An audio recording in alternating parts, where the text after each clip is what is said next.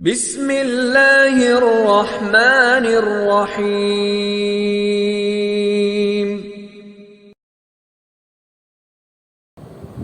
السلام علیکم جی، امید ہے آپ سب خیر خیریت سے ہوں گے، ٹھیک ہوں گے، فٹ فاٹ ہوں گے، خوش و خرم ہوں گے۔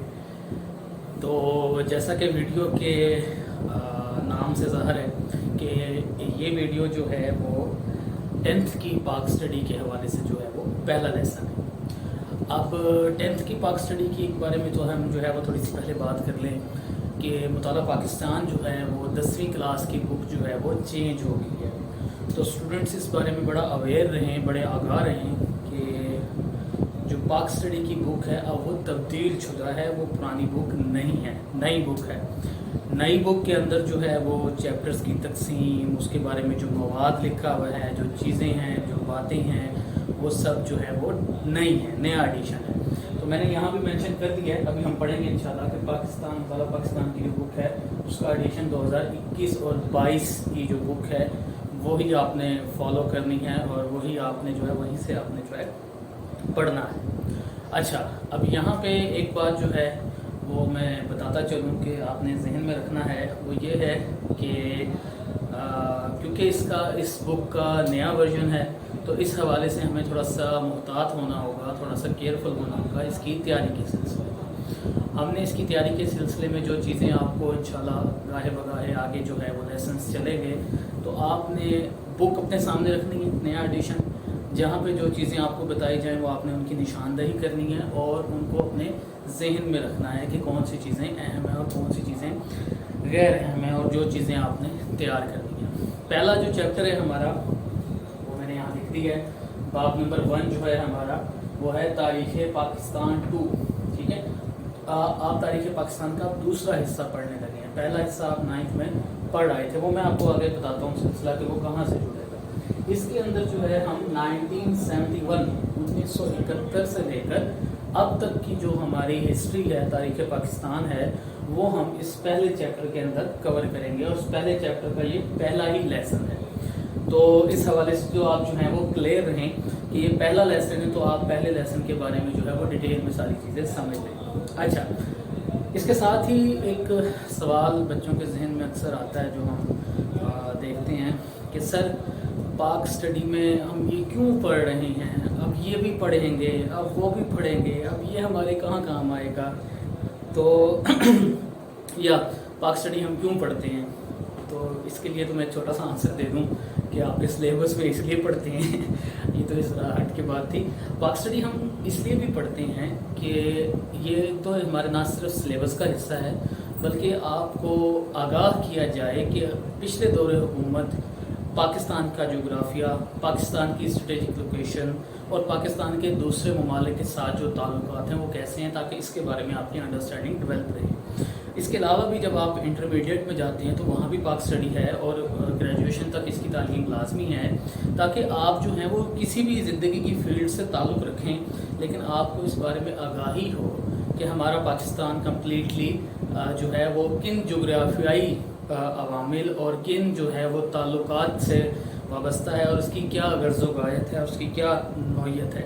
تو اس حوالے سے آپ نے اس کے ساتھ جو ہے وہ ٹچ میں رہنا ہے۔ ایک بات میں آپ کو ساتھ بتا دوں کہ کوئی بھی چیز جو ہے وہ اس میں مہارت تبھی حاصل کی جا سکتی ہے کہ جب آپ اس کے اندر جو ہے انٹرسٹ لیں گے، اپنا شوق پیدا کریں گے۔ جب آپ کو کسی چیز میں انٹرسٹ نہیں ہوتا تو آپ اس میں ماہر نہیں بن سکتے۔ دنیا میں جتنے بھی لوگ کامیاب ہوئے ہیں وہ تبھی کامیاب ہوئے ہیں کہ انہوں نے اپنی چیزوں کے اندر انٹرسٹ لیا، شوق لیا، اور وہ دیکھیں کتنے قابل ہوئے۔ اس کے بارے میں ہم ساتھ ساتھ باتیں کرتے رہیں گے۔ تو اب ہم آتے ہیں اپنے تاریخ پاکستان کے سب سے پہلا جو ہمارا ٹاپک ہے۔ جب آپ بک کھولتے ہیں تو پہلا جو ہمیں ٹاپک ملتا ہے وہ ہے ذوالفقار علی بھٹو کا دور حکومت 1971 سے 77 کے درمیان۔ اب ان کا دور حکومت جو ہے وہ یہیں سے یہ چیپٹر پہلا سٹارٹ ہو رہا ہے۔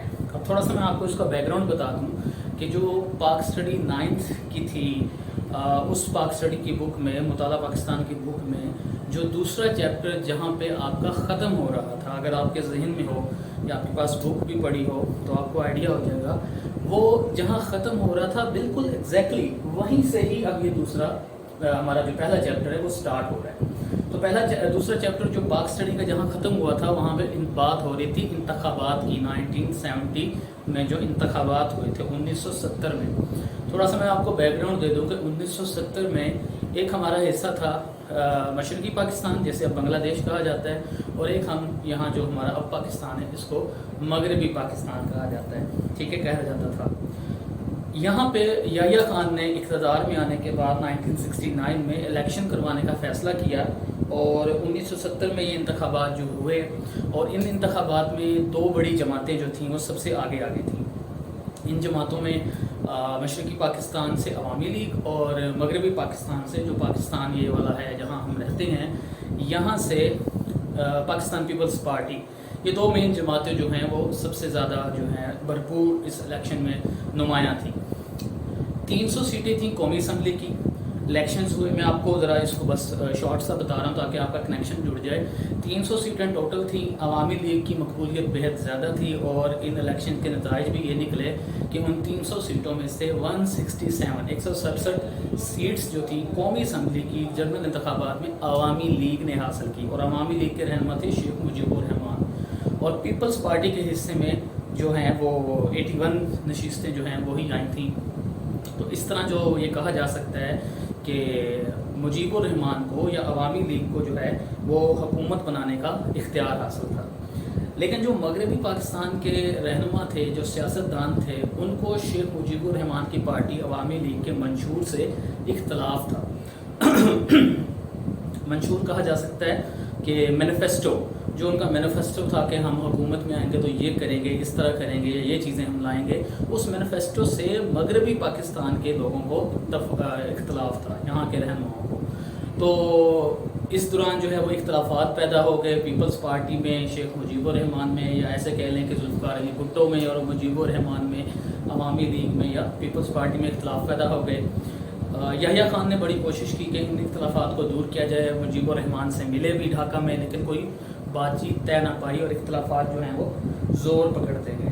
ان اختلافات کی وجہ سے جو ہے وہ مشرقی پاکستان, یہ جو بنگلہ دیش ہے, وہاں کی عوام میں ایک بے چینی کی کیفیت پائی گئی, اور وہاں پہ کچچھ دیگر عناصر نے بھی وہاں پہ اپنا کردار ادا کیا, جس میں ہم بھارت کی مداخلت کو واضح کہہ سکتے ہیں کہ انہوں نے باقاعدہ مداخلت کی. اس کے کئی عوامل جو آپ 9th میں پڑھائے, انہوں نے لوگوں کو بھڑکایا, اکسایا کہ تمہیں یہ جو ہے وہ اختیارات نہیں دینا چاہتے. تو آزادی کی ڈیمانڈ ایک شروع ہو گئی بنگلہ دیش, یا جسے ہم مشرقی پاکستان کہہ سکتے ہیں, کہ وہاں پہ ایک علیحدگی اور آزادی کی تحریک شروع ہوئی, اور بات اس نہج پہ پہنچی کہ انڈیا نے مداخلت کر کے باقاعدہ وہاں پہ جو ہے وہ سول وارز شروع ہو گئی وہاں پہ, اور باقاعدہ انڈیا نے جو ہے وہاں جنگ شروع کر دی. اور 1971 میں 1970 کے الیکشنز کے نتائج کو آپ سائڈ پہ رکھ دیں, پس پشت رکھ دیں, تو 71 میں جنگ ہو گئی, اور وہ حصہ ہم سے علیحدہ ہو گیا. پاک بھارت جنگ ہوئی, پاکستان جو ہے وہ اس میں پاکستان کے 90,000 فوجی انڈیا نے جو ہے وہ پکڑ لیے, ان کو قید میں رکھا, اور ہمارا جو ہے بڑا اہم حصہ, ہمارا حصہ پاکستان کا, مشرقی پاکستان جو اب بنگلہ دیش ہے, وہ ہم سے علیحدہ ہو گیا. اس کے بعد کیا ہوا کہ یحییٰ خان نے دسمبر 1971 میں اس مغربی پاکستان میں چونکہ پیپلز پارٹی جیتی تھی, تو سارا اقتدار ذوالفقار علی بھٹو کے حوالے کر دیا, اور نہ صرف ان کے حوالے کیا بلکہ ان کو پہلا سول مارشل لا ایڈمنسٹریٹر بنا دیا. اب یہ بات بڑی اہم ہے کہ سول مارشل لا ایڈمنسٹریٹر کیا ہوتا ہے, کہ ان کو بیک وقت صدر پاکستان اور آرمی کے چیف کا عہدہ مل گیا ایک سویلین کو.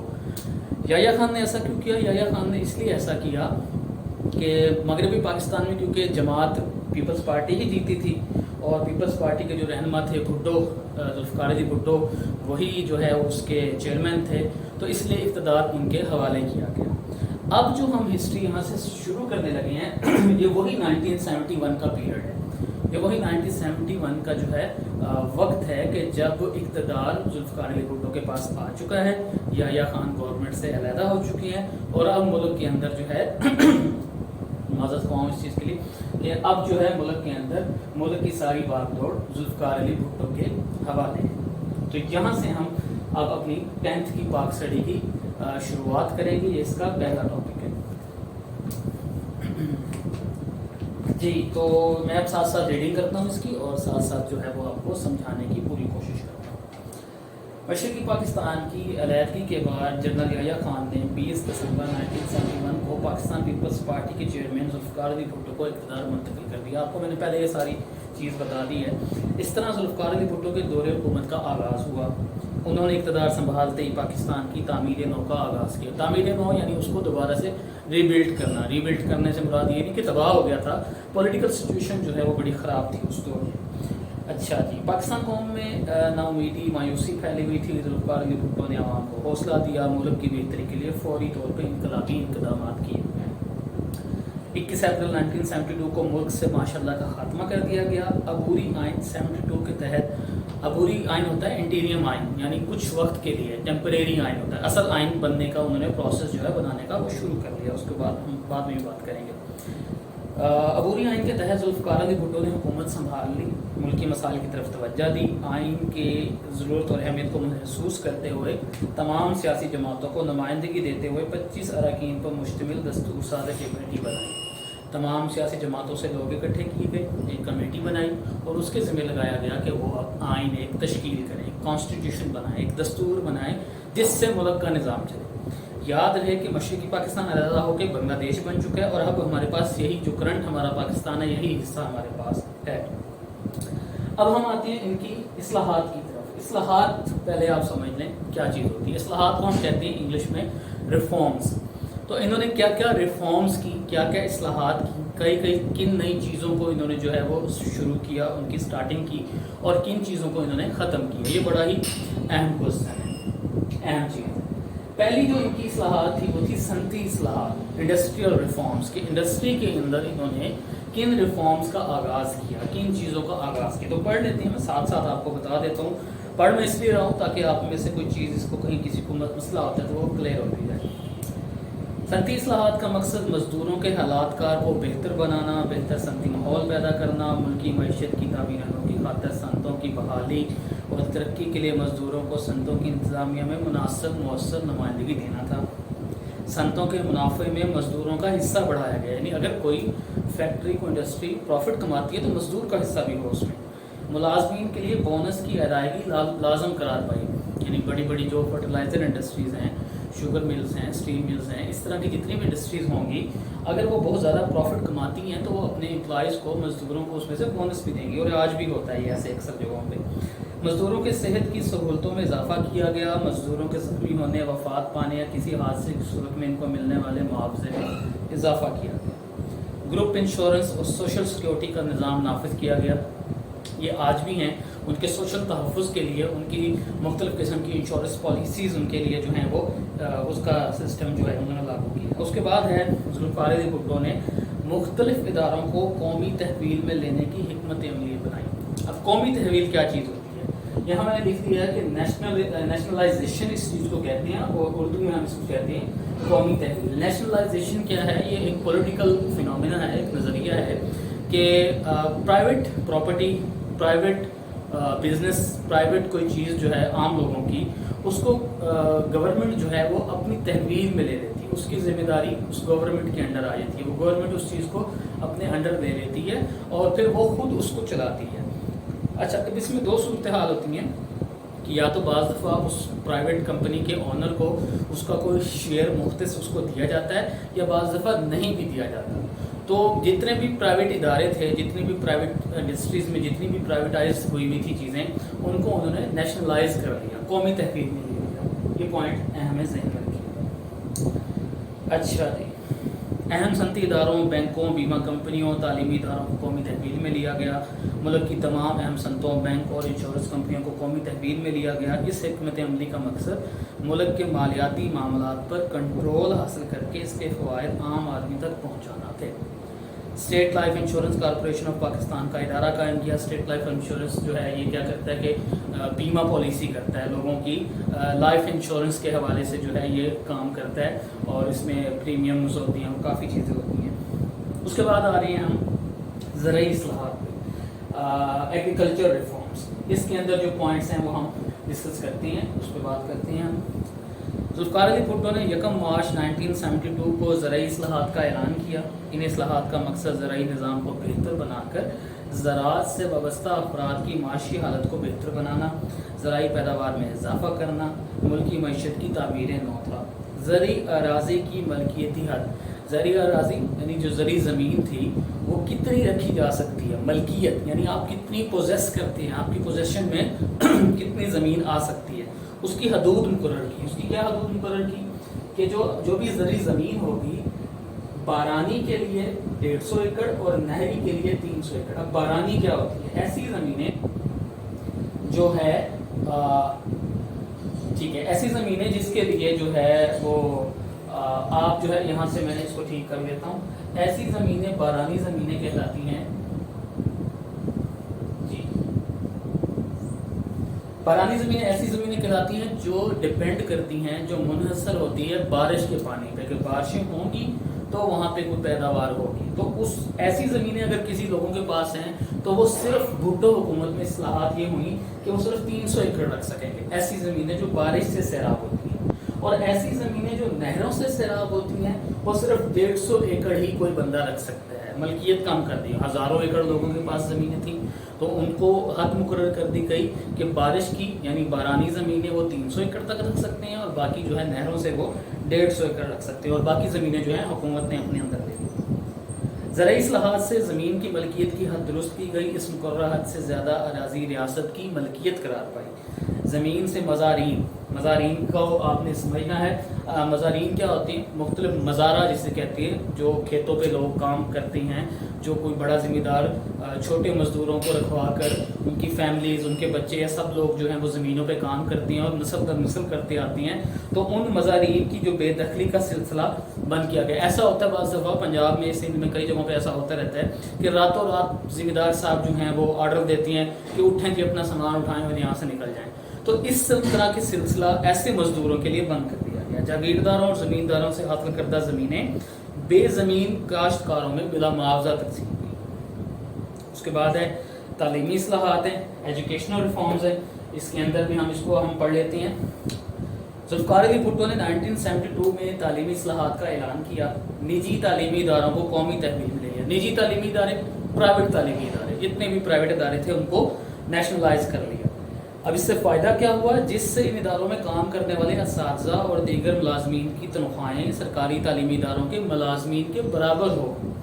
یعنی فار ایگزامپل پرائیویٹ کالج میں ایک ٹیچر ہیں، وہ 20,000 اس وقت لیتے تھے، تو جب ان کو قومی تحویل میں لے لیا گیا اس ادارے کو، تو فرض کریں کہ کسی سرکاری ملازم کی تنخواہ اس وقت 30,000 تھی، تو اس پرائیویٹ آدمی کی تنخواہ بھی 30,000 کے قریب ہوگی.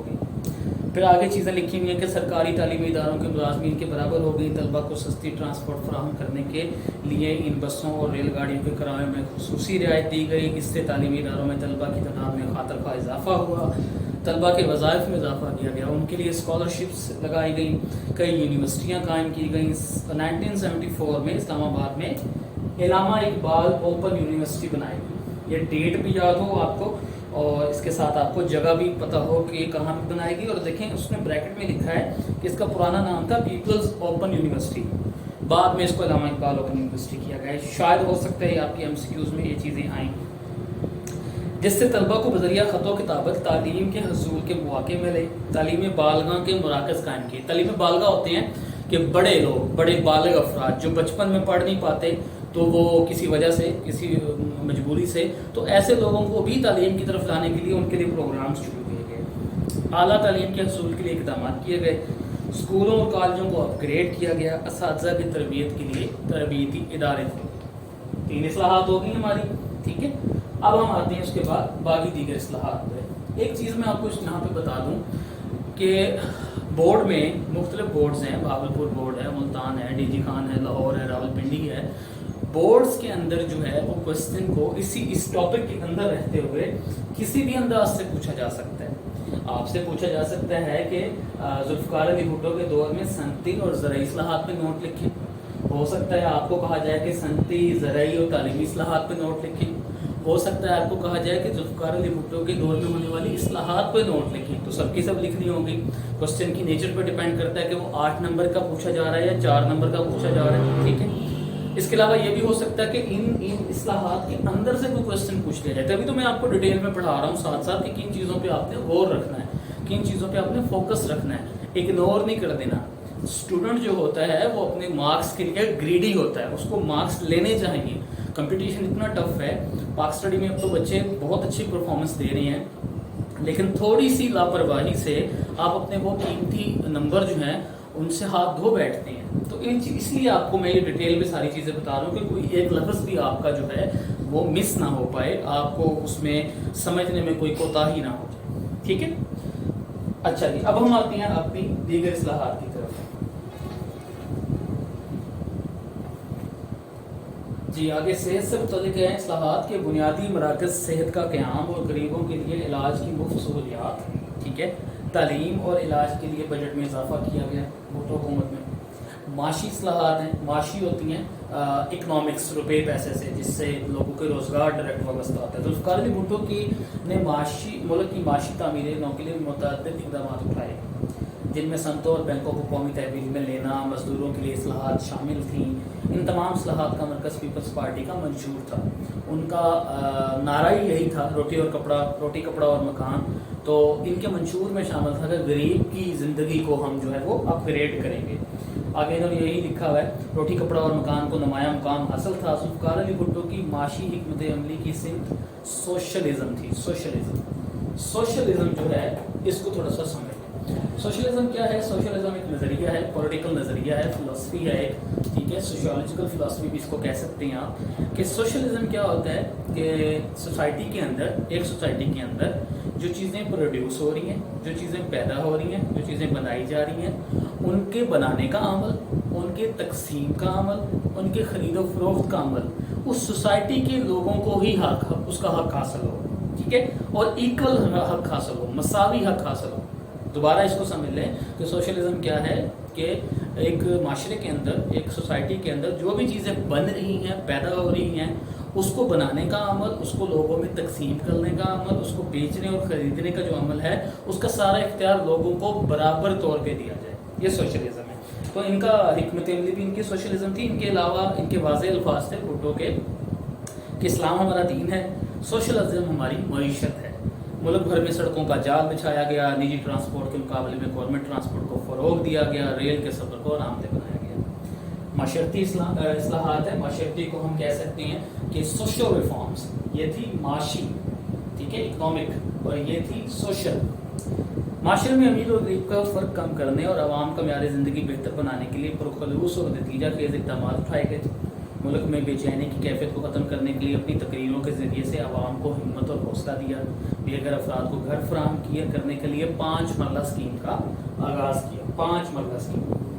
جو امپورٹنٹ چیزیں وہ میں ساتھ ساتھ اس لیے بتا رہا ہوں کہ اگر میں ممتحن ہوں, میں پیپر بناؤں, تو میں اس طرح کے MCQs پہ غور کروں گا, اس طرح کے کثیر الانتخابی سوالات پہ غور کروں گا, میں دے سکتا ہوں. حکومت نے لاکھوں بے روزگار نوجوانوں کو مشرق وسطیٰ, middle east countries, Dubai, gulf countries, Oman وغیرہ اس طرح کی کنٹریز کو کہا جاتا ہے, مشرق وسطیٰ کے ممالک میں بھیجا. معاشرتی لحاظ سے پاکستان میں خواتین کے تحفظ کے لیے اقدامات اٹھائے گئے. عوامی تعمیراتی پروگرام کے تحت دیہاتی علاقوں کی ترقی کے لیے کئی اقدامات اٹھائے گئے. سینکڑوں دیہات کو بجلی فراہم کی گئی. یہ تھی معاشرتی. اب ہم آتے ہیں آئینی اصلاحات. آئین کیا ہے کہ کانسٹیٹیوشن کے اندر, دستور کے اندر انہوں نے کیا ترامیم کی, کیا ریفارمز کی. اب یہ جو کانسٹیٹیوشن تھا, انہوں نے جو ہے وہ اپنا, میں نے شروع میں بتایا کہ ایک کمیٹی بنائی تھی مختلف پارٹیز کے لوگوں کو اکٹھا کر کے 25 ارکان کی. تو 1973 میں ایک کانسٹیٹیوشن ڈیولپ کر لیا تھا بھٹو حکومت نے. اب اس آئین کو ڈیولپ تو کیا تھا, اس میں کہاں کہاں ضرورت پیش آئی تو اس کے اندر ترامیم کی گئی, اس کے اندر امینڈمنٹس کی گئیں. ذوالفقار علی بھٹو کے دور میں پاکستان کا متفقہ آئین 1973 نافذ کیا گیا. اس کی آئینی ترمیم کیا ہے, ترمیم ذہن میں رکھنی ہے, یہ آگے بہت دفعہ آئے گا یہ ذکر. ترمیم میں پھر بتا رہا ہوں, ترمیم کیا ہوتی ہے کہ آپ کوئی کانسٹیٹیوشن آپ کے پاس موجود ہے اور اس کے اندر کوئی نئی چیز کا اضافہ کرتی ہے. ٹھیک ہے, تو ترمیم کرتے ہیں اس کے اندر. تو کیونکہ پہلی دفعہ ہی 1973 کا آئین ان کی حکومت میں ہی بنا, تو پہلی جو ترمیم کی گئی ہوگی اس کو پہلی ترمیم کہتے ہیں. اس طرح جو دوسری دفعہ کی گئی ہوگی تو دوسرا کہتے ہیں. تو یہ آسان سی بات ہے. پہلی ترمیم ہے, میں اس کو پڑھ لیتا ہوں جلدی سے. پہلی ترمیم میں چاروں صوبوں کی حدود کے تعین کے علاوہ فاٹا کو پاکستان کا حصہ قرار دیا گیا. ٹھیک ہے. فاٹا کا علاقہ KPK کے ساتھ، اب KPK یعنی پہلے صوبہ سرحد، اس کے اندر جو فیڈرلی ایڈمنسٹریٹو ٹرائبل ایریاز ہیں ان کی حدود کا تعین کیا گیا. دوسری ترمیم ہے، بڑی امپورٹنٹ ترمیم ہے، ہو سکتا ہے شارٹ کوسچن یہاں سے آئے، اس کو نشان لگا لیں. دوسری آئینی ترمیم میں کہا گیا کہ نبوت کا جھوٹا دعوے دار یا حضرت محمد رسول صلی اللہ علیہ وآلہ وسلم خاتم النبیین کو آخری نبی نہ ماننے والا ہرگز مسلمان نہیں ہوگا. یہ اس کے اوپر کہا جا سکتا ہے کہ بڑی ہی امپورٹنٹ ترمیم تھی 73 کی آئین کی، اور یہاں سے شارٹ کوسچن لازمی آ سکتا ہے. ٹھیک ہے. اس ترمیم کے بعد یہ واضح ہو گیا کہ کون مسلمان کہلوانے کا حقدار ہے اور کون حقدار نہیں ہے. جو آپ صلی اللہ علیہ وسلم کو آخری نبی نہیں مانتا وہ مسلمان نہیں ہوگا. مزید جو ہے آپ وہ خود سمجھدار ہے. تیسری ترمیم ہے کہ تیسری آئینی ترمیم، ہر وہ شخص جو پاکستان کی سالمیت کو نقصان پہنچائے گا ملک دشمن قرار دیا گیا، یعنی پاکستان کے لیے خطرہ ہوگا وہ ملک دشمن ہوگا. اس کے بعد 3-4 ترمیمیں ہیں، میں اس کو نہیں پڑھ رہا، بڑی آسان سی ہیں، اس کو آپ خود ہی دیکھ لیں. ٹھیک ہے. کوئی کوشچن آپ کے ذہن میں ہو کمنٹس باکس میں لازمی مجھ سے پوچھیں، میں فوراً جواب دوں گا. اب میں اینڈ میں آ رہا ہوں، سب سے آخر میں آ رہا ہوں انتظامی اصلاحات کی طرف. انتظامی اصلاحات کیا ہیں کہ ذوالفقار علی بھٹو نے دوسرے ممالک کے سربراہوں کے ساتھ تعلقات قائم کرنے، پاکستان کو عظیم اقوام کی صف میں جائز مقام دلانے کے لیے 72 میں افغانستان، چین اور روس وغیرہ کے دورے کیے. بھارت کے ساتھ شملہ معاہدہ کیا، جس کے نتیجے میں 71 کی جنگ کے قیدیوں کی وطن واپسی ممکن ہوئی. پہلے میں بتا چکا ہوں سٹارٹنگ میں کہ 71 میں جو جنگ ہوئی تھی 90,000 قیدی ہمارے وہاں جو ہے وہ قید ہو گئے تھے، پکڑ لیے تھے انہوں نے فوجی ہمارے، تو وہ واپس ہوئے. بھٹو نے سول سروسز آف پاکستان کے ڈھانچے اور پولیس کے نظام میں اصلاحات کی. 74 میں لاہور میں اسلامی سربراہی کانفرنس کا نہ صرف انعقاد کیا بلکہ مسلم امہ کے اتحاد کے لیے گراں قدر خدمات سر انجام دی. مسئلہ کشمیر کو دنیا بھر میں اجاگر کرنے میں ذوالفقار علی بھٹو نے اہم کردار ادا کیا. پاکستانی عوام کو شناخت دینے کے لیے قومی شناختی کارڈ بنوانے کا آغاز کیا. جی تو یہ تھا آپ کا آج کا لیسن نمبر 1. دوبارہ سے میں بتا دوں کہ یہ ہمارے چیپٹر کا نام، یہ ہمارے پہلے ٹاپک کا نام. اس کے اندر ہم نے ذوالفقار علی بھٹو کے دور حکومت کے اندر تمام اصلاحات کو پڑھا. میں آپ کو پھر سے بتا دوں کہ کوشچن کسی بھی انداز میں آ سکتا ہے. ان تمام اصلاحات میں سے کوئی سی 2-3 اصلاحات بھی آپ سے پوچھی جا سکتی ہیں، کوئی سی 2، کوئی سی 4 یا تمام. شارٹ کوشچن کے لحاظ سے بہت کچھ اس کے اندر ہے. شارٹ کوشچنس کے لحاظ سے کوئی سی 2 سنتی اصلاحات آپ سے پوچھی جا سکتی ہیں، زرعی اصلاحات پوچھی جا سکتی ہیں، تعلیمی پوچھی جا سکتی ہیں. آئینی اصلاحات میں چلے جائیں آپ تو ایسی پوچھا جا سکتا ہے کہ وہ کون سی آئینی ترمیم تھی جس سے آپ صلی اللہ علیہ وسلم کو آخری نبی نہ ماننے والا جو ہے وہ مسلمان کہلانے کا حقدار نہیں ہوگا. تو آپ کو یہ چیزیں آنی چاہیے. میرا یہ لیسن کا مقصد اتنی ڈیٹیل میں سمجھانے کا یہ تھا کہ بچے بعض دفعہ پاک اسٹڈی کو سمجھتے نہیں ہیں، رٹا لگاتے ہیں، رٹالائزیشن کے وہ شوقین ہو جاتے ہیں. رٹے سے بچیں بیٹا. رٹے کو آپ وقتی طور پہ تو جان چھڑوا سکتے ہیں لیکن آپ کو یاد کچھ نہیں رہے گا. ایک چیز آپ کے لیے اور میں بتاتا چلوں کہ اس لیسن کے حوالے سے، اس پہلے لیسن کے، اس پہلے ٹاپک کے حوالے سے میں نے کچھ نوٹس بنائے ہیں MCQs کے حوالے سے جو آپ کو لازماً یاد کرنے چاہیے، آپ کو وہ آنے چاہیے. اور جو ٹیچر حضرات بھی اگر میری یہ ویڈیو دیکھ رہے ہیں تو ان کے لیے بھی فائدہ مند ہے تاکہ وہ بچوں سے اس طرح کے کویسچنس پوچھ کے ان کی تیاری اچھی کروا سکیں. وہ نوٹس جو ہیں وہ میں آپ کو اپنی اس ویڈیو کی نیچے جو ڈسکرپشن ہے، جو ڈیٹیلز ہیں، اس میں اپنا ای میل ID دے رہا ہوں. اس ای میل ID پہ آپ مجھے میل کریں گے، میں فوراً سے آپ کو جو ہے اس میں آپ کو وہ PDF کی فائل جو میں نے اپنے نوٹس خود بنائے ہیں وہ میں آپ کو ڈیلیور کر دوں گا. وہ آپ کے لیے فری آف کاسٹ ہے اوبیسلی. تو ان کو آپ جو ہے وہ پڑھیے گا. وہ صرف اس ٹاپک کے حوالے سے جتنے بھی MCQs پوچھے جا سکتے ہیں وہ ایک کوشش کی گئی ہے تاکہ بچے اس کو سمجھیں. اس پورے ٹاپک میں اگر کوئی بات آپ کو نہیں سمجھ آئی، کوئی بات آپ کو مسئلہ کر رہی ہے، نیچے کامنٹ باکس میں لازمی کامنٹ کریں، مجھ سے پوچھیں. پوری کوشش کروں گا کہ میں آپ کو جو ہے وہ اس بارے میں تسلی امیز جواب دے سکوں. تو آج کے لیے اتنا کافی ہے. امید ہے کہ آپ اچھا فیڈ بیک دیں گے، اچھا رسپانس دیں گے اور اگلا لیسن میں آپ سے انشاءاللہ ملاقات ہوتی ہے. اللہ حافظ. پاکستان زندہ باد.